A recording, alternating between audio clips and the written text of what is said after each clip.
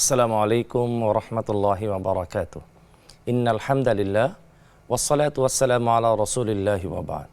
কাছে দূরে বিশ্বজুড়ে সবুজ শ্যামল গ্রাম বাংলার প্রত্যন্ত অঞ্চল জুড়ে যে যেখান থেকে যেই অবস্থায় ফোনে অথবা টেলিভিশনের পর্দায় আমাকে দেখছেন, আমি সবাইকে আন্তরিক ধন্যবাদ জানিয়ে শুরু করতে যাচ্ছি আপনাদের প্রিয় আয়োজন নেক্সাস টেলিভিশনের প্রতিদিনের সরাসরি প্রশ্নোত্তরমূলক অনুষ্ঠান বেকমেন্স বিস্কিট প্রেসেন্স ইসলামী জীবন বিধান। আজকের এই পর্বে সারাটি সময় জুড়ে আমি মোহাম্মদ সাঈদ আপনাদের সাথে থাকব ইনশাআল্লাহ। প্রিয় দর্শক, আপনারা জানেন যে প্রত্যেকটি পর্বে আমরা অত্যন্ত গুরুত্বপূর্ণ এবং জীবন ঘনিষ্ঠ কিছু বিষয় নির্ধারণ করে থাকি, যেই টপিকের উপর আলোচনা করার মাধ্যমে আমরা আমাদের জীবনকে কোরআন এবং সুন্নাহর পথে পরিচালনা করার জন্য চমৎকার কিছু নির্দেশনা এবং পরামর্শ আমরা এই প্রোগ্রামের মাধ্যমে আমরা পেয়ে থাকি আলহামদুলিল্লাহ। প্রতিটি পর্বে আমরা আপনাদের পছন্দের বিশেষ একজন অতিথিকে আমাদের সেটে আমন্ত্রণ জানিয়ে থাকি। চলুন দেখে নেওয়া যাক কে এসেছেন আজকে আমাদের এই সেটে বিশেষ অতিথি হয়ে। জি প্রিয় দর্শক, আজকে আমাদের সেটে উপস্থিত হয়েছেন জননন্দিত আলেম দ্বীন, বিতক্ত ইসলামিক স্কলার, উস্তাজুল আসাতিজা, জামিয়া শাহরিয়ার মালিবাগের সম্মানিত সিনিয়র মুহাদ্দিস, একজন বিশিষ্ট হাদিস বিশারদ মোহতারাম শেখ আব্দুস সালাম হাফিজাহুল্লাহ। আসসালামু আলাইকুম ওয়া রাহমাতুল্লাহি ওয়া বারাকাতুহু। ওয়া আলাইকুম আসসালাম ওয়া রাহমাতুল্লাহি ওয়া বারাকাতুহু। উস্তাদ কেমন আছেন আপনি? আলহামদুলিল্লাহ, আপনি কেমন আছেন? আল্লাহ ভালো রেখেছেন। আমি অত্যন্ত আনন্দিত এবং সম্মান বোধ করছি আপনাকে আজকে আমাদের এই প্রোগ্রামে পেয়ে। আমি আপনাকে আন্তরিকভাবে ধন্যবাদ জানাচ্ছি। জাযাকুমুল্লাহু খায়রা। ওয়া ইয়াকুম। প্রিয় দর্শক, চমৎকারভাবে কোরআন কারীমের মধ্যে একটি বর্ণনা এসেছে, আউযু বিল্লাহি মিনাশ শাইতানির রাজীম, বিসমিল্লাহির রহমানির রহিম। কুল লিল মুমিনিনা ইয়াগুদ্দু মিন আবসারিহিম ওয়া ইয়াহফাযু ফুরুজাহুম যালিকা আযকা লাহুম ইন্নাল্লাহা খাবীরুম বিমা ইয়াসনাউন ওয়া কুল লিল মুমিনাতি ইয়াগুদ্দুনা মিন আবসারিহিন্না ওয়া ইয়াহফাযনা ফুরুজাহুন্না ওয়া লা ইউবদিনা যিনাতাহুন্না ইল্লা লিবুলাতিহিন্না ইলা আখিরিল আয়া। আল্লাহ পাক এই আয়াতের মধ্যে চমৎকার যে মেসেজটা দিয়েছেন, যে জিনিসটা আমাদেরকে শিক্ষা দিয়েছেন, তা হচ্ছে আমাদের সম্মানিত এবং শ্রদ্ধেয়া মা এবং বোনেরা কিভাবে পর্দা করবে, তাদের সৌন্দর্য, তাদের আব্রু কার সামনে প্রকাশ করবে, কার সামনে প্রকাশ করবে না, এই ব্যাপারে খুব সুন্দরভাবে আল্লাহ তাআলা আমাদেরকে শিখিয়েছেন। আমাদের সম্মানিত দর্শক মা বোন, এই মুহূর্তে যারা আমাদেরকে এই মুহূর্তে টেলিভিশনের পর্দায় দেখছেন, অনেকে হয়তো বুঝে না বুঝে, অনেকে জানছেন না যে পর্দার বিধান কি বা পর্দার মধ্যে কি গুরুত্ব রেখেছে, আল্লাহ তাআলা এর মধ্যে কি প্রতিদান রেখেছে, এই ব্যাপারে ইসলাম আমাদেরকে পর্দার ব্যাপারে কি শিক্ষা দেয়, সেই বিষয়ে মোহতারাম শাইখের কাছ থেকে আজকে আমরা জ্ঞান গর্ভ আলোচনা শুনবো ইনশাআল্লাহ। আপনারা চাইলে আমাদেরকে স্ক্রিনে প্রদর্শিত নাম্বারে ফোন করতে পারেন, কমেন্ট করতে পারেন নেক্সাস টেলিভিশনের ইসলামিক পেজে। জি মোহতারাম শাইখ, আজকে আপনি ইতিমধ্যে অবগত হয়েছেন চমৎকার যে টপিকের উপর আমরা আজকে কথা বলবো ইনশাআল্লাহ, ইসলামী শরীয়তে পর্দার বিধান কি। সর্বপ্রথম আমি দর্শকদের মাধ্যমে আপনার কাছে যে প্রশ্নটি রাখতে চাই, যে পর্দার গুরুত্ব সম্পর্কে আপনি আমাদেরকে যদি বলতেন। ধন্যবাদ। আসলে পর্দা প্রথা ইসলাম যে ন্যাচারাল ধর্ম তার একটা প্রমাণ, যে পুরুষকে আল্লাহ তাআলা বানিয়েছেন বাহিরের সব কিছুর ব্যবস্থাপনার জন্য, আর নারীদেরকে মহিলাদেরকে বানিয়েছেন যে পরবর্তী নেক্সট জেনারেশন যারা আসবে তাদেরকে সুন্দরভাবে লালন পালন করে ভবিষ্যৎ প্রজন্ম হিসেবে গড়ে তোলার জন্য। নারীরা মূলত বাগানের ফুলকে যতক্ষণ পর্যন্ত বাগানে রাখা হবে, ফুলের সৌরভ, ঘ্রাণ, সৌন্দর্য সব কিছু ঠিক থাকবে।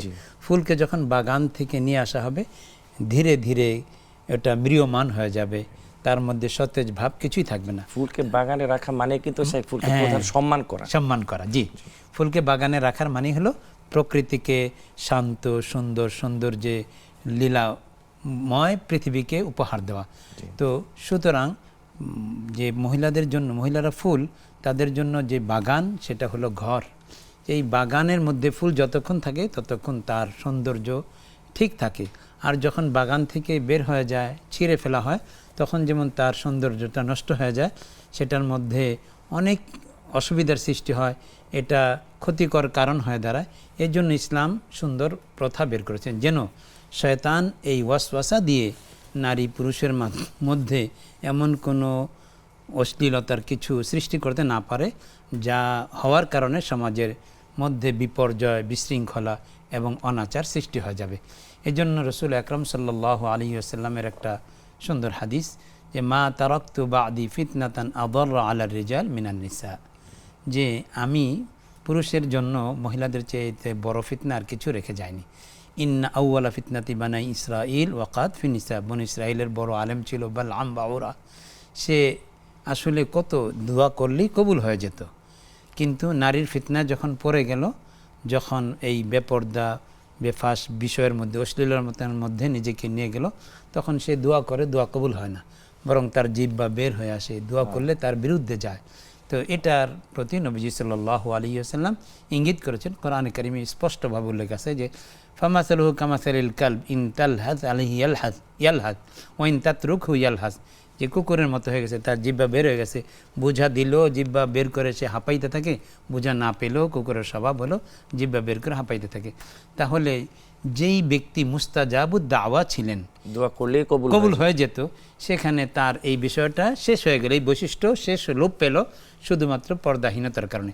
তো হিজাব বা পর্দা কাকে বলে? আল্লামা সৈয়দ শরীফ রাহিমাহুল্লাহ তার যে প্রণীত কিতাব আর তারিফাত, মানে সংজ্ঞাসমূহ, তো সেখানে তিনি পর্দা হিজাবের অর্থ লিখেছেন যে যা তোমাকে তোমার উদ্দিষ্ট বস্তু দেখতে বাধার কারণ হয়, ওইটাই পর্দা। তো মানুষের মধ্যে এটা আমরা স্বাভাবিক বুঝি, একজন মানুষের চেহারার মধ্যেই তার কমনীয়তা, মোহনীয়তা, সৌন্দর্য সব কিছু লুকিয়ে থাকে। সুতরাং এটা যে দেখার জন্য যেটা বাধা হয়, যে পর্দা প্রথা, যেই হিজাব, সেটাকেই আমরা শরঈ হিজাব নামে, পর্দা নামে চিনে থাকি, যে উদ্দিষ্ট বস্তু দেখার ক্ষেত্রে বাধা হয়ে দাঁড়ায়। সুতরাং রাসূল আকরাম সাল্লাল্লাহু আলাইহি ওয়াসাল্লাম একবার বসা ছিলেন, তখন সাহাবী আব্দুল্লাহ ইবনে উম্মে মাকতুম রাদিয়াল্লাহু তাআলা আসছিলেন, অন্ধ সাহাবী। তা আম্মাজান আয়েশা রাদিয়াল্লাহু তাআলা, হাফসা রাদিয়াল্লাহু তাআলা, তারা দুইজনে ছিলেন। তো নবীজি বললেন যে তোমরা পর্দা করো, পর্দা করো। তো বললেন ইয়া রাসূলুল্লাহ, উনি তো অন্ধ। তো নবীজি বললেন যে আফা আম ইয়াওয়ানে আনতুমা, তোমরাও কি অন্ধ? তোমরা তার সৌন্দর্য অবলোকন করবে না? এই জন্য রাসূলুল্লাহ সাল্লাল্লাহু আলাইহি গুরুত্বপূর্ণ একটা মেসেজ আমাদের। আচ্ছা, জি। তো এই যে একটা কথা, যে অন্ধ সাহাবী, তারপরেও তিনি নবীজি সাল্লাল্লাহু আলাইহি ওয়াসাল্লাম তাদেরকে বললেন যে তোমরা তো আর অন্ধ না, তোমরা তো তাকে দেখছো। অর্থাৎ এই বিপত্তিটা উভয় দিকের আকর্ষণেরই কারণে হয়। এই জন্য পর্দা প্রথা শরীয়ত যেভাবে নির্দেশ করেছে, এটা যদি যে আপনি যে আয়াত বললেন সেগুলোর মধ্যে ইয়াগদুন মিন আবসারি ইন্নামা জুইলাল হিজাব লিআজলিল বাসার, যেন আপনার এই চক্ষু ঠিক থাকে, এই জন্যই পর্দার বিধান দেওয়া হয়েছে। একবার এক সাহাবী আরেক সাহাবীর ঘরে একেবারে সরাসরি নজর দিয়ে ফেলেছিলেন।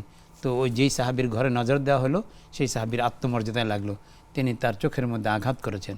নবীজির কাছে নালিশ আসলো। নবীজি বললেন ঠিক করেছে, তোমাকে কি এমনিতেই ছেড়ে দেবে? তুমি তার ঘরের ভিতর এভাবেই বলা কওয়া ছাড়া, অনুমতি ছাড়া তুমি প্রবেশ করছো, তাকাচ্ছ, তাকানোটাই তো প্রবেশের মতোই। তো এই জন্য রাসূলুল্লাহ সাল্লাল্লাহু আলাইহি ওয়াসাল্লাম ইসলামী শরীয়তে প্রথম পর্দার বিধানটা আসলো আম্মাজান যায়েনব রাদিয়াল্লাহু তাআলা আনহা যখন নবীজির স্ত্রী হয়ে আসলেন, তখন সাহাবায়ে কেরাম দেখলেন যে নবীজি তার উটের পেছনে তাকে উঠালেন। এখন পর্দা করেন মানে লুকিয়ে রাখেন না রাখেন না, এটা দেখার ব্যাপার ছিল। তখন সাহাবায়ে কেরাম বললেন যদি লুকিয়ে রাখেন তাহলে বোঝা গেল তিনি উম্মাহাতুল মুমিনিন, আর নাইলে অন্য স্ত্রী রূপে গণ্য হবে, যে ইমা, দাসী হিসেবে গণ্য হবে। তো দেখা গেল নবীজি সাল্লাল্লাহু আলাইহি ওয়াসাল্লাম তাকে পর্দার আড়ালে নিয়ে গেলেন। তখন সবাই বুঝতে পারলেন যে আসলে তিনি উম্মাহাতুল মুমিনিনদের একজন। কারণ হারায়ের বা স্বাধীনা নারীদের পর্দার বিধানটা ওই নারী যারা দাসী হিসেবে কাজ করে তাদের তুলনায় আরও একটু জটিল। তো এই জন্য রাসূলুল্লাহ সাল্লাল্লাহু আলাইহি ওয়াসাল্লাম এই পর্দা প্রথার মাধ্যমে ৪র্থ হিজরি জিলহজ মাসের, এই জিলকদ মাসের, এই সফর জিলকদ মাসের এই সময় কথাটা আসলে কখন শুরু হয়েছিল, এই আলোচনায় আমরা আবার ফিরবো ইনশাআল্লাহ। দুজন দর্শক আছে, ওনাদের ফোন কলের পরে। দুজন দর্শক আছে আমাদের সাথে। আসসালামু আলাইকুম। ওয়ালাইকুম আসসালাম। জি, ভালো আছেন? জি আলহামদুলিল্লাহ। প্রিয় দর্শক, আশা করি আপনি ভালো আছেন। কোথা থেকে বলছেন, আপনি প্রশ্নটি করবেন। জি হুজুর, আমি ঢাকা থেকে বলছি। আমার দুটি প্রশ্ন ছিল। জি। আমার রোজা থাকা অবস্থায় ওযু করার সময় যদি অনিচ্ছাকৃত ভাবে গলায় পানি ঢুকে যায়, মানে একটু পানি ঢুকে গেল, তাহলে কি রোজাটা ভাঙবে কিনা? জি। এটা আরেকটা প্রশ্ন হলো, মানে আমি ঢাকায় অবস্থান করতেছি, এখন আমার যদি আমি বাপের বাড়ি যাই, আমার বাপের বাড়ি 90 কিলোমিটার, তো ওইখানে থাকা অবস্থায় কি আমি নামাজ কসর করতে পারবো? আর ওইখানে কতদিন থাকা অবস্থায় আমি কসর করতে পারবো? মানে কি বাবার বাসা, বোন আপনি কি বাবার বাসায় আছেন নাকি বাবার বাসায় যাওয়ার না না, এখন আমি ঢাকায় আছি, মানে বাবার বাসার কথা বলছেন, আমি বুঝতে পেরেছি। জি, 2 দিনের জন্য গেলে কি সেখানে আমি নামাজটা কসর করতে পারবো? জি আমি বুঝতে পেরেছি। আরেকজন দর্শক আছে আমাদের সাথে।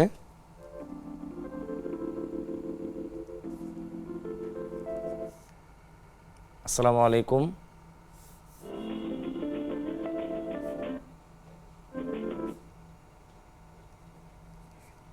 জি 90 বিচ্ছিন্ন হয়ে গিয়েছে।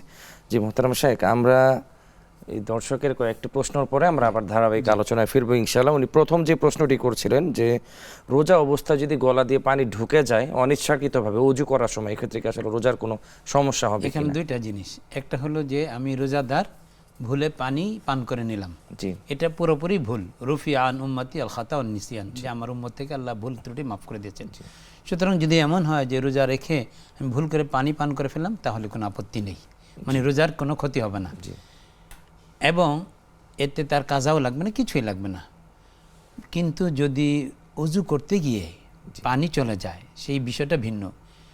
রোজাদার কিভাবে অজু করবে, নবী সাল্লাল্লাহু আলাইহি ওয়াসাল্লাম খুব সতর্কতা অবলম্বন করার জন্য বলেছেন। কতটা এমন কি সুন্দর বলছেন যে গড়গড়া পর্যন্ত করবে না, খোদা না খাস্তা পানি চলে যাওয়ার আশঙ্কা থেকেই যাবে। জি। তো এই জন্য বোনের অজু করার সময় পানি চলে যাওয়াটা তার অসতর্কতার আলামত। বোনের তুলনায় আমাদের আসলে পুরুষ আমাদের ভাইরা এই হয়ে কাজটা যায়, করে হ্যাঁ, বেশি, করে, তার মানে হ্যাঁ।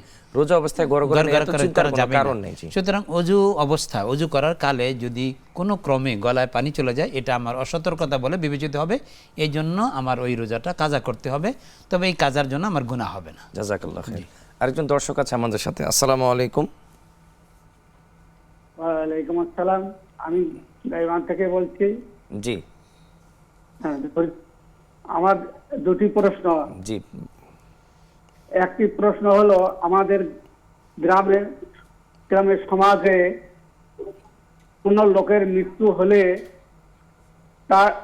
তার জানাজার সময়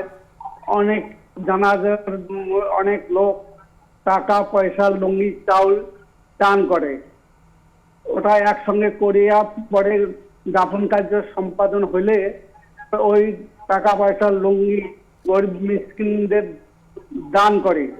এটা প্রথা কি সঠিক? জি এটা কি শরীয়ত সম্মত? জি আর একটা প্রশ্ন আছে আমার। আমরা স্বামী স্ত্রী নামাজ পড়তে হলে ইমামতি করবে কে? জি আমার স্ত্রী মাদ্রাসা ছাত্রী, সে সূরা কেরাত শুদ্ধ বেশি করে পড়তে পারে, এই জন্য বলছি যে কে ইমামতি করব। এই দুটা প্রশ্ন আমার বুঝাইয়ে বলবেন। জি ইনশাআল্লাহ। প্রিয় দর্শক, খুব চমৎকারভাবে মোহতারাম শাইখ আপনাদের প্রশ্নগুলোর উত্তর দিয়ে যাচ্ছেন এবং জ্ঞান গর্ভ আলোচনা করছেন।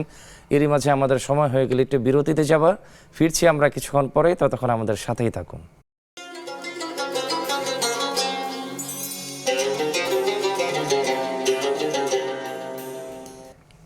বিরতির পরে আবার আপনাদের সাদর আমন্ত্রণ জানাচ্ছি। প্রিয় দর্শক, আপনারা দেখছেন বেকমেন্স বিস্কিট প্রেজেন্স ইসলামী জীবন বিধান।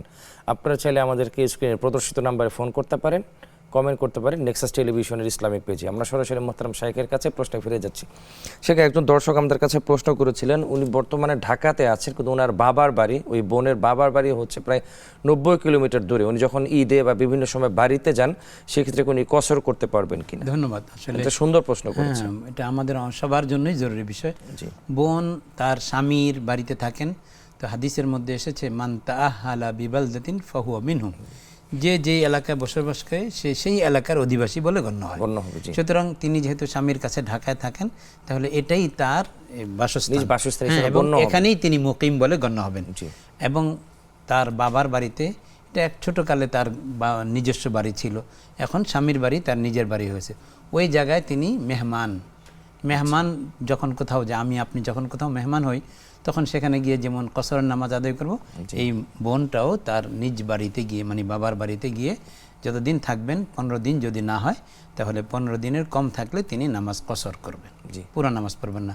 আর যদি 15 দিন থাকা হয় যায়, তাহলে তো মুদ্দতে একামত বা 15 দিনের পর থেকে স্বাভাবিক নামাজ পড়বে। আচ্ছা, আরেকটা গুরুত্বপূর্ণ প্রশ্ন হচ্ছে যে কসর কি কেউ চাইলে করতে পারবে, নাকি এটা কসর করতে হবে? এটা কসর করাটা জরুরি। যেহেতু অনেকে বলছে লাইসা আলাইকুম জুনাহুন আন তাকসুরু মিনাস সালাহ, এই ক্ষেত্রে অনেকে বলেন যে সমস্যা নেই, মানে তো আমি চাইলে করতে পারবো। ওই যখন সাফা মারওয়ার তওয়াফ, সেটাও তো সেখানে যে ইন্না সাফা ওয়াল মারওয়াতা মিন শাআইরিল্লাহ ফামান তাতাআল বাইত ফামান হাজ্জাল বাইত আও ইয়াতামারা ফালা জুনাহা আলাইহি আন ইয়াতাওয়াফা বিহিমা। অথচ আমরা জানি যে সাফা মারওয়া সাই করা 3 ইমামের মতোই হলো ফরজ, শুধু আমাদের মাযহাবে এটা ওয়াজিব আছে।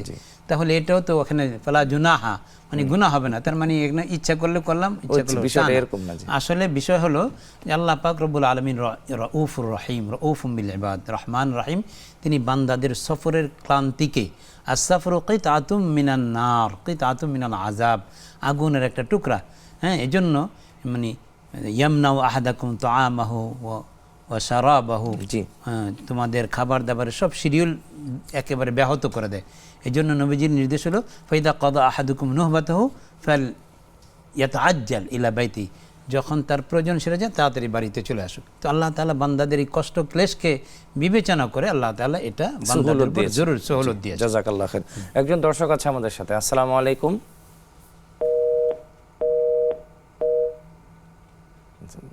জি, লাইনটি বিচ্ছিন্ন হয়ে গিয়েছে। জি, সে একজন দর্শক আমাদের কাছে বেশ চমৎকার দুটি প্রশ্ন করেছিলেন। ওনাদের গ্রামে এবং বাংলাদেশে এরকম অনেক জায়গায় আছে, কিন্তু ইন্তেকার করলে সবাই মিলে এখানে চাল ডাল টাকা এগুলা তোলা হয় ওই বাড়িতে, এরপরে আবার এটা ওনাকে দাফনের পরে অথবা জানাজার পরে এই চাল ডাল এই টাকাটাই সবাই মিলে এটা আবার বিভিন্ন মানুষের মাঝে বিলি করে দেন যারা একটু দারিদ্র আছে আর কি। এই প্রথাটা কি আসলে কোরআন হাদিসের মাধ্যমে বাস্তবসম্মত কিনা, এটা প্রমাণ আছে কিনা? কোরআন হাদিসের মধ্যে যেগুলো নেই, মান আহদাসা ফি আমরিনা হাদা মা লাইসা মিনহু ফাহুয়া রাদ্দুন, জি। যে রাসূল আকরাম সাল্লাল্লাহু আলাইহি ওয়াসাল্লাম যেটা বলে যাননি, বাতলে যাননি, নির্দেশ করেননি, নবীজির সময়কালে যার যেই কাজের কোনো সূত্র প্রমাণিত নেই সে কাজগুলো বিদআত বলে গণ্য হবে। তো সাহাবায়ে কেরাম কত আপনজন চলে গেছেন, নবীজির চাইতে পৃথিবীতে আমাদের আপনজন কে কে আছে দুনিয়াতে? তো ওই সময় সাহাবায়ে কেরাম কী করছেন সেটা আমাদের লক্ষণীয় বিষয়। এই জন্য ওই সময় তো তারা এমনটা করেননি। আর এসব সব তুলে ইত্যাদা এই ওনার কাছ থেকে এটা, ওনার কাছ থেকে এটা, এগুলো তোলার মধ্যে একটা জিনিস যা হয়, কেউ স্বেচ্ছাপ্রণোদিত হয় দিলেও অনেকেই অনিচ্ছাকৃত দিতে হয় যে সামাজিকতা রক্ষা করতে। তাহলে দেখা গেল লা ইয়াহিল্লু মালু ইমরিইন মুসলিমিন ইল্লা বিতাইবি নাফসি মিনহু, আপনার অসন্তুষ্টিতে আমি অসন্তুষ্ট অথচ আমি দান করলাম, এই দান তো আপনার জন্য হালাল হবে না। সুতরাং এখানে যে সে ইচ্ছা প্রণোদিত হয়ে স্বেচ্ছা দিল সেটা তো হইতে পারে, কিন্তু যে সবাই দিছে আমি না দিলে কেমন দেখা যায় প্রথা অনুযায়ী, তাহলে এটা তো গুনাহ হবে। এবং এটা উচিত নাই এক কথায়। হ্যাঁ, জাযাকাল্লাহ শেখ। আরেকটা গুরুত্বপূর্ণ প্রশ্ন রাখতে চাই। আমাদের বাংলাদেশের বিভিন্ন গ্রামাঞ্চলগুলোতে আমরা দেখতে পারি যে কোনো ভাই তার মা বাবা ইন্তেকাল করলে গ্রামবাসী সবাই মিলে তাকে বলে আর কি, খরচ করার জন্য যেটা সমাজে বলা হয় আর কি, গ্রামবাসী সবাইকে খাওয়াতে হবে। এই কাজটা না করে সে যদি কোনো নিডি পার্সন বা কোনো দারিদ্র মানুষকে একটা ঘর তুলে দিল বা কোনো বিয়ের ব্যবস্থা করে দিল কোনো দরিদ্র কোনো বোনকে, অথবা কোনো একটা সামাজিক কাজ করে দিল, আসলে এই জায়গা থেকে কোনটা বেশি উপকার হবে বলে আপনি মনে করেন? ধন্যবাদ। আসলে আমি হাদিস দিয়ে শুরু করি যে ওলামায়ে কেরাম যেটা বলেন যে আত-তাআম শুরিআ ইনদা সুরুর দুনা সুরুর, এই যে আমাদের দেশে যে খরচ করা বা বাবার জন্য জিয়াফত করা, এই ব্যাপারে আমি খুব, যেহেতু আপনি দীর্ঘ আলোচনা সুন্দরভাবে করবেন, আমরা দর্শকের ফোন কলের পর বার ফিরবো ইনশাআল্লাহ। একজন দর্শক আছে আমাদের সাথে। আসসালামু আলাইকুম।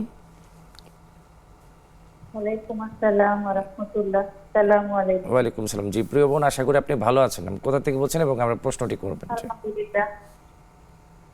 জি, আমি প্রশ্ন করছি যেহেতু পর্দার বিষয়ে, সেহেতু আমি আজ থেকে মানে বিয়ের আগে আর বিয়েতে 17 বছর যাবত, তখন আমি পর্দা করতাম না, জি মাথা খোলা রেখে বাইরে যেতাম, আমি স্বাধীনতার মধ্যে চলতাম, সিপিস পড়তাম আর কি। জি। তো এর কয়েক বছর পরে আমি বুরকা নেই, আমার মেয়ে হওয়ার পর 14 সালে, জি আপনাকে অনেক শুকরিয়া। জি খোলা ভাবে চলতাম। তখন মনে হতো যে এটা আমার হচ্ছে না। তারপর থেকে আমি মানে 4-5 বছর যাবত হাত পায়ে মোজা এবং কি মুখ ঢেকেই চলি, শুধু কপালটা বেরিয়ে থাকে। এখন আমার মনের মধ্যে এখন আগে যে বেপরদায় চলেছি সেটা আমার মানে সবার সামনে আমি যেতাম, গাইরে মাহারাম সবার সামনে, এখন আমার গা শিউরে উঠে আর কি। আর মনে হয় যে আল্লাহকে আমি যে আগে বেপরদায় চলছি সেটার জন্য কি আমাকে মাফ করবেন, যদি আল্লাহর কাছে মাফ চাই। আর এখন আমি ওইভাবে কোনো বাইরে পুরুষের সামনে তো যাই না। জি, ছোট বোন জামাই, আমি আপনার প্রশ্নটা বুঝতে পেরেছি বোন। আমি প্রথমে আপনাকে ধন্যবাদ জানাই, আপনি এখন পর্দা মেনটেন করে চলছেন, যে মেনটেন করছেন, মাশাআল্লাহ। শায়েখ আপনার প্রশ্নটার উত্তর দিবে ইনশাআল্লাহ। জি শেখ, প্রচলিত যে খরচ করার যে বিধানটা আছে এই ব্যাপারে আপনি বলছিলেন। হ্যাঁ, দেখুন জিয়াফত মানে মেহমানদারি। আমার বাবা চলে গেলেন, আমি এক কাতর অবস্থা। এই সময় যদি সমাজ আমার উপর চাপিয়ে দেয় এবং এটা ধারণা করা হয় এবং বদ্ধমূল যে যারা আমার বাবার আমার আত্মীয়ের জানাজে আসলো তাদের হক হয়ে গেল আমার কাছ থেকে কিছু খাওয়ার পাওনা হওয়া, মানে তাদেরকে খাওয়াইতে হবে, এটা হলো সামাজিকতা। এটা কেমন কথা? এই ব্যক্তি তো সুখে কাতর হয়ে আছে, তার উপর একটা খাবার দাবারের দায়িত্ব চাপিয়ে দেওয়া। বরং নবীজি সাল্লাল্লাহু আলাইহি ওয়াসাল্লামের চাচাতো ভাই জাফর রাদিয়াল্লাহু তাআলা আর্থিকভাবে অবস্থা নাও থাকতে পারে, এটাও একটা কথা, আর্থিকভাবে নাও থাকতে পারে। বরং এই জাতীয় জিয়াফত এটা তো মানে আনন্দ ঘন সময়। আপনার ছেলে পাস করেছে, আমি আপনাকে খাবার, যে আমার ছেলেটা পাস করেছে দোয়া করবেন, আলেম হয়েছে ইত্যাদি। কিন্তু আমার বাবা চলে গেছে, এখন যদি খাওয়াই তার মানে বাবা চলে যাওয়াতে আমি রাজি, খুব ভালো হয়েছে, বুড়া চলে গেছে, খুব ভালো। এটা কি কোনো কথা হলো? তো এই জন্য ওই যে আপনি যেটা বলেন, এই সমস্ত কাজ না করে জিয়াফত এই বিদআতের মধ্যে না গিয়ে বরং সমাজের নিডি মানুষকে এস্টাবলিশ করা, বিবাহ হয় না এমনদেরকে বিবাহের ব্যবস্থা করা, ঘর নেই আশ্রয় নেই আশ্রয়হীনদের জন্য একটা আশ্রয় ব্যবস্থা করা, এটা একেবারে সাদাকা জারিয়া, যেটা কিয়ামত পর্যন্ত যতদিন ওই ঘরে বসবাস করে তারা ইবাদত বন্দেগি করবে সব সওয়াব হবে। এটা হলো সুন্নাহ ভিত্তিক। কোনো মসজিদে কোনো কিছুর প্রয়োজন আছে সেটা ব্যবস্থা করে দিল, গ্রামে একটা টিউবওয়েল দিয়ে দিল, ওই ব্যক্তির নামেই দিল যে ওনার পক্ষ থেকে আমরা এটা সাদাকা দিয়ে দিলাম, সাদাকা। আল্লাহু আকবার, এর চাইতে ভালো কাজ আর কিছু হতে পারে না। জাযাকাল্লাহ খায়ের। সেখানে আরেকজন ভাই আমাদের কাছে প্রশ্ন করেছিলেন, ওনারা হাজবেন্ড ওয়াইফ চান আর কি একসাথে জামাতে নামাজ আদায় করতে ঘরের মধ্যে, এটা খুবই ভালো এবং এটা প্রশংসনীয় বিষয়। কিন্তু ওনার জানতে চাওয়ার বিষয়টা হচ্ছে, ওনার স্ত্রী ওনার তুলনায় বেশি ভালো কোরআন এবং তিলাওয়াত করতে পারেন শুদ্ধভাবে, এই ক্ষেত্রে ইমামতিটা আসলে কে করবে? ধন্যবাদ। আসলে রাসূল আকরাম সাল্লাল্লাহু আলাইহি ওয়াসাল্লাম তার এই যে নবুয়তি জিন্দেগিতে, বিশেষ করে মদিনায় রাষ্ট্র, ইসলামী রাষ্ট্র কায়েম করলেন, সেখানে দেখুন কোনো মহিলাকে ইমাম বানিয়েছেন, অথচ আম্মাজান আয়েশা রাদিয়াল্লাহু তাআলা আনহা কোন দিক থেকে কম? সাহাবীদেরকে বলছেন তাআল্লামু নিসফাদ-দ্বীন মিন হাযিহিল হুমায়রা, এই আমার হুমায়রা থেকে, আয়েশা থেকে তোমরা দ্বীনের অর্ধেক শিখে নাও। তারপরেও তো নবীজি সাল্লাল্লাহু আলাইহি ওয়াসাল্লাম কোথাও এমন দেখা যায়নি যে আয়েশাকে ইমাম বানিয়ে নিজে নামাজ পড়েছেন। এবং ওকরিহা জামাআতুন নিসাই, মহিলাদের ইমাম বানিয়ে মহিলাদেরকে জামাত পড়ে, এটা মাকরুহ। সুতরাং স্ত্রী আলহামদুলিল্লাহ উনি পড়বেন, আপনি স্ত্রীর কেরাতের সৌন্দর্য তার তিলাওয়াত থেকে উপভোগ করুন, কিন্তু ইমাম বানাইতে হবে এমন জরুরি না। আর তাছাড়া এখানে মুহাজাতের মাসআলা আছে, হ্যাঁ, যে কোনো বয়স্কা মহিলা, বয়প্রাপ্ত মহিলা যদি পুরুষের সাথে একই সঙ্গে দাঁড়ায় একই নামাজে, এবং পুরুষ ওই মহিলার ইমামতের নিয়ত করে, তাহলে দুইজনের নামাজ ফাসেদ হয়ে যাবে। এখানে পুরুষ দাঁড়ানোর পরে মাঝখানে একজনের ফাঁক থাকতে হবে, এরপরে মহিলা যদি দাঁড়ায় তাইলে না নামাজ হবে। এখানে তো দেখা যায় স্বামী স্ত্রীর প্রশ্ন হওয়ার কারণে যে তুমি আমার আমি তোমার, আমাদের মধ্যে আবার ডিস্টেন্স কোথায়, সুতরাং একটা রাখা হয় না, বরং কাছেই দাঁড়ানো হয়, তাহলে নামাজ কারোই হচ্ছে না। এই বিষয়টা খুব চমৎকার বলেছেন মোহতারাম শেখ। প্রিয় দর্শক, আপনি খুব চমৎকারভাবে আপনার উত্তরটা পেয়েছেন। দুইজন দর্শক আছে আমাদের সাথে। আসসালামু আলাইকুম। প্রিয় দর্শক, আমাকে শুনতে পাচ্ছেন? জি, আমার তিনটি প্রশ্ন। জি, আপনি প্রশ্নটি বলবেন, একটু জোরে বলবেন প্লিজ। অনেক দিনের অনেক বছরের যে নামাজ, সেগুলো তো পড়তেই হবে বলে, তাহলে পড়লে সিরিয়াল মেনটেন করে পড়তে হবে। আমরা মনে করেন এত বছরের অমুক দিনের অমুক জোহর, তমুক দিনের, অনেক সময় তো হয়তো 4-5 দিনের দিন পড়লাম, আবার হয়তো পড়লাম না, তারপর আমি আপনার প্রশ্নটা বুঝে ফেলেছি, আমি আপনার এই প্রশ্নটা বুঝে ফেলেছি। একটু ভালো করে একটু নিয়মটা বলবেন। আর এই যে কুরবানির ঈদের দিন মানুষের রোজা থাকে, এটা কি মনে করেন বুড়ে এই রোজার মতোই খাইতে হবে, বা নিয়ত কি করুন? আর কি রোজা না থাকলে কি কোনো সমস্যা, যে কুরবানির মাংস দিয়ে খাইতে হবে প্রথম, এটা কি কোনো না খাইলে গুনাহ হবে? এটা কি কুরবানির ঈদের দিনের কথা বলছেন আপনি? কুরবানি ঈদের দিনের কথা বলছেন? এটা কি এই রোজাটা কি ঈদের দিনের কথা বলছেন? কুরবানির ঈদের দিন যে তারা কুরবানি দেয়, ওই যে মনে করেন কুরবানির মাংস দিয়ে প্রথম খাওয়া, এটা বলে সুন্নত। আমরা মনে করেন তার আগে যে রান্না বান্না করি, সেগুলো কি লবণ দিয়ে রোজার মতন ই করতে হবে না? বুঝতে পেরেছি। নাকি খাইলে কিছু গুনাহ হবে, বা কেমন কি এটা জানাইবেন। জি, আরেকজন দর্শক আছে আমাদের সাথে। আসসালামু আলাইকুম। ওয়ালাইকুম আসসালাম হুজুর। জি, প্রিয় দর্শক, আশা করি ভালো আছেন। জি, আপনার প্রশ্নটি করবেন। প্রশ্ন যে আমার নাতনি হলো মেডিকেল পরীক্ষা দিবে, জি, কি কি দোয়া পড়লে তার মনের আশা পূর্ণ হবে? এই 1 নম্বর।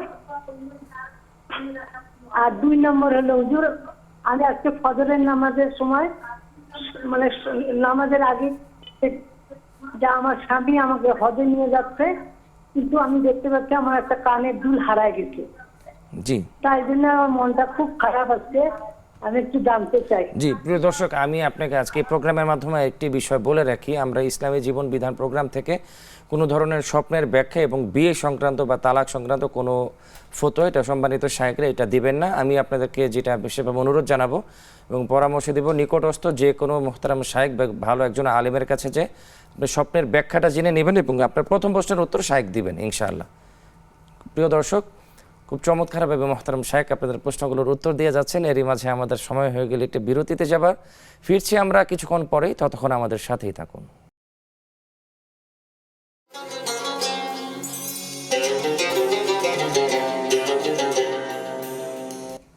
বিরতির পরে আবারও আপনাদের সাদর আমন্ত্রণ জানাচ্ছি। প্রিয় দর্শক, আপনারা দেখছেন বেকমেন্স বিস্কিট প্রেজেন্স ইসলামী জীবন বিধান।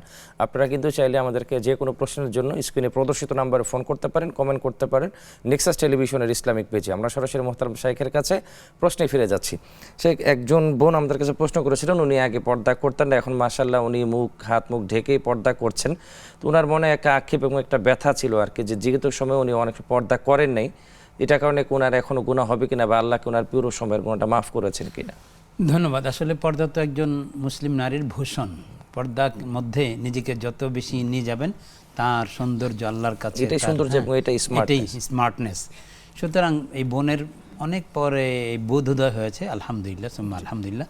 কিন্তু আগে যখন কিনা তিনি মুখ খুলে আত্মীয় স্বজন, গায়েরা মাহারাম সবার কাছে যেতেন, এই জন্য তাকে আল্লাহ তাআলার কাছে অনুশোচনা এবং ইস্তেগফার তওবা করে যেতে হবে। এই তওবা অনুশোচনা করলে আল্লাহ পাক রব্বুল আলামিন তার দিলের এই অবস্থা দেখে তাকে ক্ষমা করে দেবেন।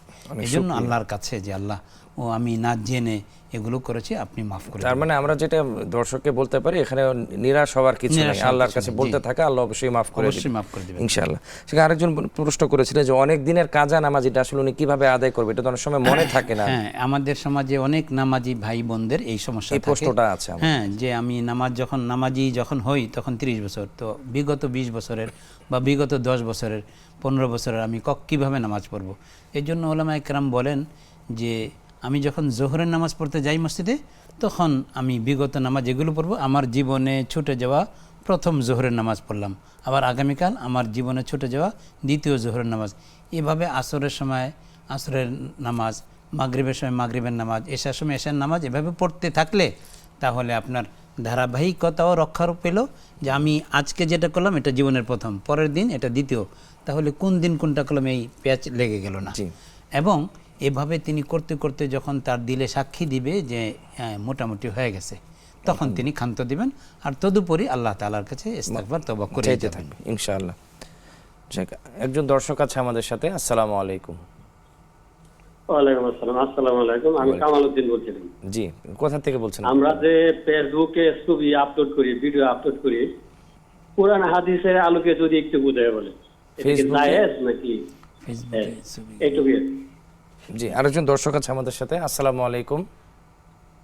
ওয়ালাইকুম আসসালাম। আসসালামু আলাইকুম। ওয়ালাইকুম। জি, প্রিয় দর্শক, আশা করি আপনি ভালো আছেন। ওয়ালাইকুম আসসালাম। আপনার প্রশ্নটি করবেন।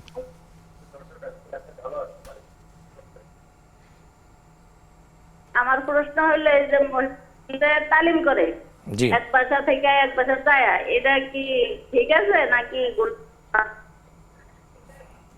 জি দর্শক, আপনার প্রশ্নটা আমরা বুঝতে পেরেছি, শাইখ উত্তর দেবে। সেখানে ফেসবুকের যে প্রশ্ন ভাই মাত্র করলেন, এর ব্যাপারে উত্তরটা যদি দিতেন আপনি। আসলে ফেসবুকে ছবি আপলোড করা, ভিডিও আপলোড করা, বাহিরে যেই ছবিগুলো আমরা দেখতে পারি ফেসবুকের মধ্যেও ওই ছবিগুলোই দেখতে পারি। বেগানা একজন নারীকে আমরা সরাসরি দেখতে পারি না, বরং এটা হারাম। ঠিক ফেসবুকের মধ্যেও যেটা বেগানা নারী, পরনারীর ছবি থাকে সেটা আমরা দেখতে পারবো না, বা ভিডিওর মধ্যে যদি নারীদের ভিডিও তৈরি করা থাকে সেগুলো আমরা দেখতে পারবো না। এই জন্য বাহিরে যেটা বৈধ ফেসবুকের মধ্যেও সেটা বৈধ, বাহিরে যেটা অবৈধ ফেসবুকের মধ্যেও সেটা অবৈধ। এই ব্যাপারে কোরআনী নীতিমালা হলো যে বাস, যে মা ইয়াহিল্লু ফিল খারিজ ইয়াহিল্লু হেনা, ও মা লা ইয়াহিল্লু হুনাকা লা ইয়াহিল্লু হুনাকা, যে ওখানে যেটা হালাল হবে এখানেও সেটা হালাল হবে, ওখানে যেটা হালাল হবে না এখানেও সেটা হালাল হবে। যারা আপলোড করে নিজেরাই ফেসবুকে আপলোড দেয় তাদের ক্ষেত্রে, হ্যাঁ, আর যারা এইভাবে ছবি, অপ্রয়োজনীয় ছবি, এটা তো প্রয়োজন ছাড়াই সারা দিন নিষেধ করে দিয়েছেন যে আসাদুন নাস আযাবান ইয়াউমাল কিয়ামা আল মুসাউবিরুন, যারা অহেতুক ছবি তুলে তাদেরকে আল্লাহ রাব্বুল আলামিন সবচেয়ে বেশি শাস্তি দিবেন। ইউকাল লাহুম আহইউ মা খালাকতুম, তুমি যে আকৃতি বানিয়েছিলে জান দাও দেখি, ফালা ইয়াস্তাতিউন, তারা সক্ষম হবে না, তখন আল্লাহ তাআলা তাদেরকে জাহান্নামে দিবেন। যে তাহলে পারছো না, তাহলে আমার সৃষ্টি আমি যেটা করি এর মধ্যে কেন ঝগড়া সৃষ্টি করতে? এজন্য একেবারেই প্রয়োজন ছাড়া নেহায়াত আর জরুরত তবিহুল মাহজুরাত।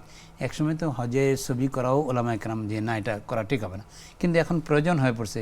আমার ছবি দিয়ে আরেকজন, আমি না হলে আমার পাসপোর্ট দিয়ে আরেকজন চলে যাচ্ছে, বিদেশ চলে যাচ্ছে, হ্যাঁ অপকর্মের বিভিন্ন পথ খুলে যায়। এই জন্য এখন এটা জরুরত তবিহুল মাহজুরাত আর দরুরত তাতাকাদ্দারু বিকদরি জরুরা, যে প্রয়োজন যতটুকুন থাকে ততটুকু। ইফতার উসুলগুলো আপনি বলে দিচ্ছেন মুহতারাম। জি জি, ইফতার ক্লাস আমি আপনার থেকে ব্যক্তিগতভাবে অনেক উপকৃত হচ্ছি, মাশাআল্লাহ। জি, জাযাকাল্লাহ খায়র। সেখানে আরেকজন দর্শক একটু চমৎকার প্রশ্ন করেছিলেন যে আমাদের দেশে অনেকে মনে করে কুরবানির ঈদের দিন প্রথম মানে খাবারটা খাওয়া, এটা গরুর গোশতটা দিয়ে খেতে হবে, এর আগে অন্য কোনো খাবার খাওয়া যাবে না। এর মাধ্যমে এই সমস্যাটা হতে পারে, অনেক অসুস্থতা থাকে। এই ধরনের কোনো কথা কি আজও কোরআন সুন্নাহ দ্বারা প্রমাণিত কিনা? না, আসলে ঈদের দিনগুলো হচ্ছে যে লা তাসুমু ফি হাদিল আইয়াম ফাইন্নাহা আইয়ামু আকলিন ওয়া শুরবিন ওয়া বিআল, আনন্দ করার দিন। এজন্য এই দিনগুলোতে রোজা রাখা সম্পূর্ণই নিষিদ্ধ। তো আল্লাহ তাআলা এই কুরবানির দিনে আল্লাহ নিজে জিয়াফতের ব্যবস্থা করেছেন, কুরবানির মেহমানদারির ব্যবস্থা করেছেন। এখন আল্লাহর মেহমানদারি হলো কুরবানি। সুতরাং কেউ যদি সক্ষমতা রাখে যে তার কোনো অসুবিধা না থাকে, তাহলে আর্লি কুরবানি করে সে আল্লাহর জিয়াফত থেকে খাওয়া, এটা সুন্নাহ, এটা মুস্তাহাব পর্যায়ের সুন্নাহ। মানে যে কেউ যদি পারে তাহলে করবে, কিন্তু এটা কম্পালসারি নয়। আমার প্রয়োজন হয়ে গেছে, আমি ডায়াবেটিসের রোগী, আমার এটা নিতে হয়, বারবার আমাকে খেতে হচ্ছে, আমার জন্য এটা সুন্নাহ না, বরং যারা সুস্থ সবল তাদের জন্য, যে তিনি আল্লাহর জিয়াফত থেকে গ্রহণ করলেন। রাসূল আকরাম সাল্লাল্লাহু আলাইহি ওয়াসাল্লাম খেতে পারলে আলহামদুলিল্লাহ, খেতে না পারলে এটা গুনাহের বিষয় না হইলেই নয়, এটা কম্পালসারি বানিয়ে নেওয়া এটাও ঠিক না। অনেক শুকরিয়া। একজন দর্শক প্রশ্ন করেছিলেন ওনার নাতনি আর কি উনি মেডিকেলে পরীক্ষা দিবে, আমরা ওনার সফলতার জন্য দোয়া করছি। এটা মনের ইয়ার জন্য কোন ধরনের দোয়াগুলো বেশি পড়া উচিত, এটা ওনার জন্য এবং আমাদের সমগ্র দর্শকদের উদ্দেশ্যে? ধন্যবাদ। আসলে মনের তৃপ্তির জন্য এবং মনের মকসদ পুরা হওয়ার জন্য আল্লাহ রাসূল সাল্লাল্লাহু আলাইহি ওয়াসাল্লামের উপর দুরূদ শরীফ পাঠ করা, এবং দরিদ্র জনকে খাবার খাইয়ে দেওয়া, এবং মুরব্বীদের কাছ থেকে দোয়া নেওয়া, এই বিষয়গুলো, যে সল্লু আন্নাসু নিয়াম সিলুল আরহাম আফসুস সালাম ওয়া আতইমুত তাআম, এই কাজগুলো করলে খাবার খাওয়ানো এবং দুরূদের মাধ্যমে আল্লাহ তাআলার কাছে মনের মকসদ পুরা করা। আর যেহেতু পরীক্ষার প্রসঙ্গ আসছে, এই জন্য নাসরুম মিনাল্লাহি ওয়া ফাতহুন করিব ওয়া বাশশিরিল মুমিনিন, এই আয়াত বুজুর্গানে দিন সাধারণত দেখেছি যে তারা টুপি বা মাথার মধ্যে ফু দিয়ে দেন। আর হযরত হুসাইন আহমদ মাদানী রাহিমাহুল্লাহ পরীক্ষার্থীদের জন্য সফলতার প্রশ্নে তিনি সূরা নূন পড়ে যেতে বলতেন, যে পরীক্ষা হলে যাচ্ছ সূরা নূন দেখে হোক, মুখস্থ হোক, তিলাওয়াত করে যাও ইনশাআল্লাহ। দ্বিতীয় সূরা, হ্যাঁ যে 29 পারা দ্বিতীয় সূরা নূন ওয়াল কলামি ওয়া মা ইয়াসতুরুন, লেখার বিষয় আছে। ইন্নাকা লাকা লাআজরান গায়রা মামনুন ওয়া ইন্নাকা লাকা আজরান গায়রা মামনুন, এরপরে ইন্নাকা লাআলা খুলুকিন আযীম ফাসাতুবসির ওয়া ইউবসির ইন্না রাব্বাকা আ'লামু বিল মুহতাদিন, কে সঠিকভাবে লিখবে, হেদায়েতের পথে যাবে আল্লাহই জানেন। এর মধ্যে আমি সঠিক লিখতে পারবো কিনা এটাও তো আল্লাহ জানেন। যেন আল্লাহর হাতে ন্যস্ত করে দিয়ে এই সূরা পড়ে গেলে দেখা যাচ্ছে যে অনেক শুকরিয়া। সেখানে আমাদের অনেক দর্শক ভাই বোন, শিক্ষার্থী ভাই বোনেরা অনেক এই প্রশ্নটা করে থাকেন যে কালকে আমার পরীক্ষা, আমি সংক্ষিপ্ত পরীক্ষার হলে যে কোন দোয়াটা বেশি বেশি পড়তে থাকি? এটা হলো ইসমে আজম। প্রথমে যে প্রশ্নটা পাওয়ার আগে দুরূদ শরীফ পাঠ করব, এরপরে প্রশ্ন পেয়ে আমি ইসমে আজম পড়ব। ইসমে আজম কি? হামিম আইন সিন কাফ, হামিম হিমায়াতানা, কাফা ইয়া আইন সাদ কিফায়াতানা, 5 বার পড়লে ইনশাআল্লাহ আল্লাহ তার হিমায়াত করবেন, আল্লাহ তার পক্ষে যথেষ্ট হয়ে যাবেন, আল্লাহ তার মেধাকে বাড়িয়ে দেবেন। অনেক সময় এমন হয় যে আমি মনে আসতেছে না, কিন্তু আল্লাহ তাআলার এই দোয়ার বরকতে আল্লাহ তাআলা মনে স্মরণ করিয়ে দেন। পড়া জিনিস মনে না আসার চেয়ে কষ্টের কিছুই থাকে না। একজন দর্শক আছে আমাদের সাথে। আসসালামু আলাইকুম।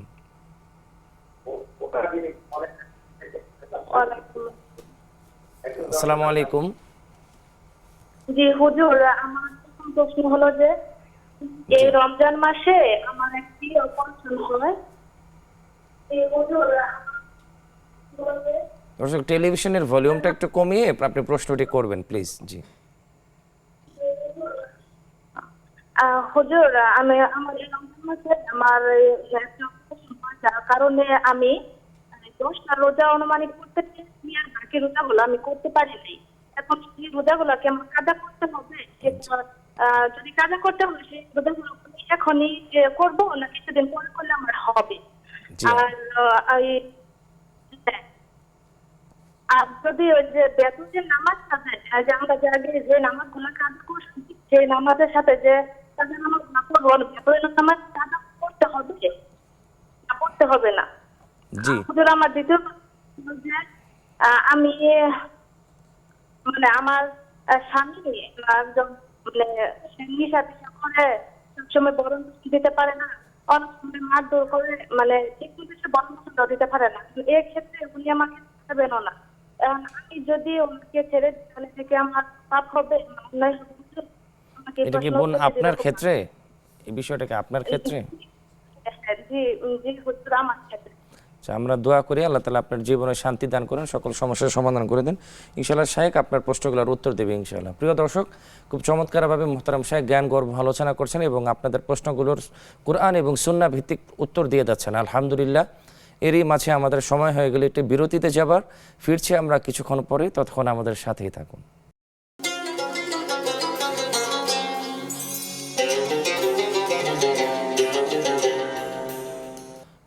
বিরতির পরে আবারও আপনাদের সাদর আমন্ত্রণ জানাচ্ছি। প্রিয় দর্শক, আপনারা দেখছেন বেকমেন্স বিস্কিট প্রেসেন্স ইসলামী জীবন বিধান। আমরা সরাসরি মুহতারাম শায়েখের কাছে প্রশ্নে ফিরে যাচ্ছি। শায়েখ, একজন দর্শক আমাদের কাছে ফেসবুকে প্রশ্ন করেছিলেন, তো ওনার বাসা হচ্ছে যে 6 তলায় অথবা 7 তলাতে, বা যদি কারো বাসা এরকম উপরে থাকে এবং অসুস্থতার কারণে বাসায় আসার পর লিফট নেই, বাসায় যদি নামতে সমস্যা হয়, তার পরবর্তী নামাজগুলোকে উনি ফরজ নামাজগুলো ঘরে পড়তে পারবে কি? দেখুন, জামাতের ফজিলত বিষয়ক হাদিস নবীজি সাল্লাল্লাহু আলাইহি ওয়াসাল্লাম ইরশাদ করেছেন, লাউ ইয়ালামুন নাস মা ফিন নিদাই ওয়াস সাফিল আউয়াল লাতাউহুমা ওয়ালাউ হাবওয়ান, যে আজান দেওয়ার ফজিলত এবং জামাতের প্রথম কাতারের নামাজ পড়ার ফজিলত মানুষ জানলে হামাগুড়ি দিয়ে হলেও আসতো। তার মানে এটা খুবই গুরুত্বপূর্ণ। আল্লাহ কার উসিলে আমার নামাজটা কবুল করে নেন বলা যায় না।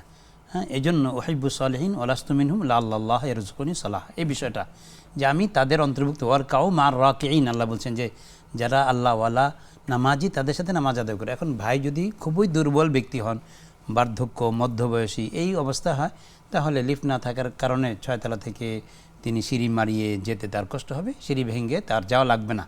আর যদি তিনি আমাদের মতো কথার কথা যুবক হন, এই 6 তলা এটা কোনো ঘটনা না, তাহলে এটা তার তিনি নিজেকে উত্তর প্রশ্ন করবেন।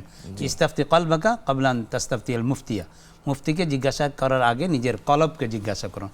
তার মন যদি সায় দেয় যে না আমি পারবো, তাহলে তিনি যাবেন, আর যদি পারবেন না, সায় দেয়, তাহলে তিনি যাবেন না। জাযাকাল্লাহ শেখ। সেলিম রেজা কাজল ভাই একজন ফেসবুকে প্রশ্ন করেছেন, মোবাইল ব্যাংক এখন ডিপিএস করা সহজ হয়েছে এবং ইসলামিক ডিপিএস, এখানে আবার নাম দেওয়া হয়েছে সাধারণ ডিপিএস এবং ইসলামিক ডিপিএস, দুইটাই কি সুদযুক্ত বা সুদমুক্ত কিনা?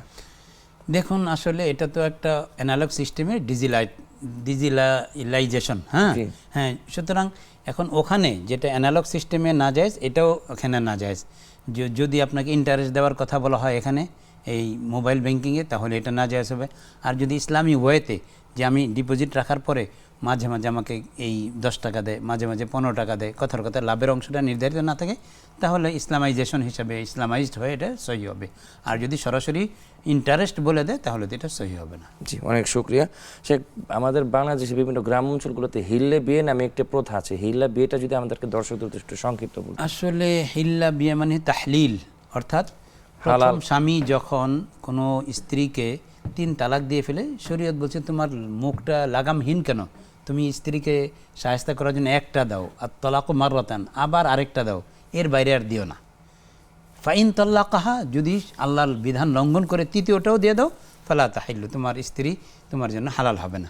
হাত্তা তানকিয়া জাওজান গায়রা, অন্য স্বামী গ্রহণ করা পর্যন্ত। মানে আমার স্ত্রী আরেক স্বামী গ্রহণ করবে, এটা আমার জন্য পানিশমেন্ট। এই জন্য কথার কথা শরীয়ত বলছে এটা। তো আমরা আমাদের সমাজে যে 3 তালাক দিয়ে ঠিক আছে আমার কাছে নিয়ে আসো বা ওই হুজুরের কাছে দিয়ে আসো, এটা হিল্লা বিয়ে। এটা আসলে প্রথাগত কোনো সিস্টেম না, মানে নর্মালি কোনো অভ্যাসের কথা না। এটা হলো সাডেনলি কেউ যদি দিয়ে ফেলে এবং আরেক জায়গায় তার ঘর সংসার হচ্ছে, এখন ওই স্বামীর সাথেও বনিবনা হচ্ছে না, ওই স্বামীও তালাক দিয়ে ফেললো, তখন একটা অবস্থা তৈরি হয় যে হ্যাঁ এখন তুমি পূর্বোক্ত প্রথম স্বামীর কাছে যেতে পারো। কিন্তু আমাদের সমাজে যেটা প্রচলিত যে 3 তালাক দিয়ে ফেললো, এখন একজনকে ভাড়াটে নিয়ে আসলো, তুমি 2-4 দিন থেকো, এরপরে তুমি তালাক দিয়ে দিও, এইগুলোকে নবীজি সাল্লাল্লাহু আলাইহি ওয়াসাল্লাম বলছেন ভাড়াটে সার, লাআনাল্লাহু তাইসাল মুস্তাআর, যে ভাড়াটে সার এরকম কাজ করে, এটা আল্লাহ তাআলা তাদের উপর লানত বর্ষণ করেছেন। সুতরাং এটা হলো একটা সাডেনলি যে আমি ওখান থেকে ওখানে চলে গেলাম, ওখানেও বনিবনা হলো না, তাহলে হঠাৎ করে আমি আবার প্রথম স্বামীর কাছে আসতে সুযোগ পেলাম, এটাকে প্রথা বানানো বা হিল্লা, এটা সম্পূর্ণই হারাম। জি, অনেক শুকরিয়া শেখ। আমরা আর 3 মিনিট পাবো সর্বোচ্চ। আমাদের হাতে বেশ কয়েকটি প্রশ্ন করেছে। এক বোন প্রশ্ন করেছিলেন যে মসজিদে তালিম করা হয় আমাদের দাওয়াত তবলিগের ভাইরা, এটিকে আসলে জায়েজ আছে কিনা কোনো? মসজিদে তো তালিম করা অবশ্যই, মসজিদ তো শুধু নামাজের জায়গা না, জি। মসজিদ হলো মানুষের ইমানি চর্চার কেন্দ্র। সুতরাং তালিম ইত্যাদি মানুষকে দিনের পথে আহ্বান করা, উদ্বুদ্ধ করা, এগুলো করা যাবে। অনেক শুকরিয়া। আরেকজন বোন প্রশ্ন করেছিলেন, উনি এই রমজানে 10টার বেশি রোজা উনি করতে পারেন, ওনার অসুস্থতার কারণে কাজা করতে হয়েছিল আর কি। তো এই রোজাগুলাকে নাকি এই মাসের কাজা করতে হবে নাকি পরবর্তীতে কাজা করতে হবে, এবং নামাজগুলাকে উনি কাজা করতে হবে? হ্যাঁ, নামাজ তো আর কাজা করা লাগবে না, কিন্তু রোজা তাকে কাজা করতে হবে। তবে শারীরিক সুস্থতা বোধে এই মাসেও করতে পারেন, ওই মাসেও করতে পারেন, এটা ধরা বাধা কিছু নেই। তবে যেহেতু কাজা, আমি আগামীকাল বাঁচবো কিনা এর তো সিউরিটি নেই, শারীরিক সুস্থতা সাপেক্ষে যতটা দ্রুত করা যায় ততই ভালো। জাযাকাল্লাহ খায়ের। শেখ, একজন বোন আমাদের কাছে একটা আর্তনাদ করেছিলেন, ওনার স্বামী ওনাকে শারীরিকভাবে এবং সব দিক থেকে আর্থিকভাবে কষ্ট দিচ্ছে। তো ওনার প্রশ্ন ছিল, আমি যদি এই মুহূর্তে আমি ওনাকে ছেড়ে চলে যাই, আমার কি আসলে গুনাহ হবে কিনা? যদি শরীয়তের দৃষ্টিকোণ থেকে স্বামী তার উপর টর্চারিং করেন, তাহলে সেক্ষেত্রে আলেম ওলামা দিয়ে বা মুরব্বীজন দিয়ে স্বামীকে বুঝিয়ে বারবার অনুরোধের পরও যদি তার চেষ্টা অব্যাহত রাখার পরও কাজ হচ্ছে না, তখন তিনি এটা করতে পারবেন। তবে এই মানে সংসার ভাঙার চিন্তাটা প্রথমেই না করাটা উচিত। প্রথমে সবর করবেন, আল্লাহর কাছে বলবেন, আল্লাহ স্বামীর দিল ঠিক করে দিবেন। জি শেখ, আজকে যেহেতু আমাদের টপিকটাই ছিল ইসলামী শরীয়তে পর্দার বিধান, সর্বশেষ সম্মানিত দর্শকদের উদ্দেশ্যে ওনারা যেন পর্দার বিষয়টাকে প্রায়োরিটি দেয়, এভাবে দর্শকদের উদ্দেশ্যে যদি কিছু বলতে। দেখুন, আসলে আমরা নামাজ রোজা করি, কিন্তু পর্দার প্রথা আসলেই তখন বলে যে সেকালে মানধাতা, এটা মডার্নাইজড, আলট্রা মডার্ন, আমরা যুগ কত এগিয়েছে, সুতরাং আমি কেন পর্দার ভেতরে থাকবো? অথচ আপনি দেখুন মিডল ইস্টের মেয়েরা পর্দার মধ্যে থেকেও তো ডাক্তারি করছে, নার্সিং করছেন। তো সুতরাং আল্লাহর বিধান মেনে আল্লাহ যতটুকু আমাকে সুযোগ দিয়েছেন সেটা যদি আমি করি, আমার সৌন্দর্য পরপুরুষ না দেখুক, এটার নামই তো পর্দা। সুতরাং যে মাছি খাবার যখন খোলা রাখা হয় তার মধ্যে মাছি পড়বে, আর মাছি পড়লে খাবারের মধ্যে জীবাণু এসে যায়, নষ্ট হয়ে যায়। তো মহিলাদেরকে আল্লাহ তাআলা শয়তানি ওয়াসওয়াসায় ফেলে নষ্ট করতে চাচ্ছেন না। এই পর্দাহীনতার কারণে সমাজের মধ্যে কত অশ্লীলতা, কত খারাপ কিছু হচ্ছে, শুধু একটা জায়গায়, যে পর্দাহীনতা এবং এই যে খোলামেলা লিভিং টুগেদার, এগুলোর কারণে। আমরা যদি এগুলো ঠিক করে নেই এবং পর্দাকে দায়মি ফরজ, এটাই নয়, মানে কিছু ফরজ আছে যে সবসময় পালন করতে হয়, এটা কখনোই মানে আপনার এই ছাড় নেই, এক্ষেত্রে ডিসকাউন্ট নেই। পর্দা হলো সেই ফরজ বিধানের অংশ, সুতরাং এখানে কোনো রকমের ছাড় নেই। আমি নামাজ রোজা করলাম কিন্তু এই দায়মি ফরজের মধ্যে কোনো গুরুত্ব দিলাম না, তাহলে সম্ভবত আমার নামাজ রোজা আল্লাহর কাছে কবুল হবে না। অনেক শুকরিয়া শেখ, আপনাকে এত ব্যস্ততার মধ্যে সময় দেওয়ার জন্য। আল্লাহ তাআলা আপনাকে উত্তম প্রতিদান দিয়ে ধন্য করেন। জাযাকুমুল্লাহু ওয়া ইয়াকুম। প্রিয় দর্শক, এতক্ষণ যারা আমাদের সাথে চমৎকার এই আয়োজনটিতে যুক্ত ছিলেন, আল্লাহ তাআলা আপনাদের সময়টাকে কবুল ফরমান। সবাই ভালো থাকবেন, সুস্থ থাকবেন, মৃত্যুর আগ পর্যন্ত ইনশাআল্লাহ কোরআন এবং সুন্নাহর পথে থাকবেন। আমি বিদায় বেলায় একটি গুরুত্বপূর্ণ মেসেজ দিয়ে যে আমরা যেন এখন আস্তে আস্তে ইসরায়েলি পণ্যগুলোকে আবার ব্যবহার করা কিনা আমরা আপনাকে খুব নর্মালাইজ করে ফেলেছি। আমরা যেন অবশ্যই প্রত্যেকটি সময় প্রত্যেকটি ক্ষেত্রে ইসরায়েলি পণ্যগুলোকে বর্জন করে চলি এবং বর্বর ইসরায়েলের ক্ষেত্রে প্রতিবাদ এবং প্রতিরোধ গড়ে তুলি। আল্লাহ আমাদেরকে কবুল ফরমান। জাযাকুমুল্লাহু খাইর, ওয়াল্লাহু ইয়াতিকুম ইউবারিক ফি হায়াতিকুম, ওয়াসসালামু আলাইকুম ওয়া রাহমাতুল্লাহি ওয়া বারাকাতুহু।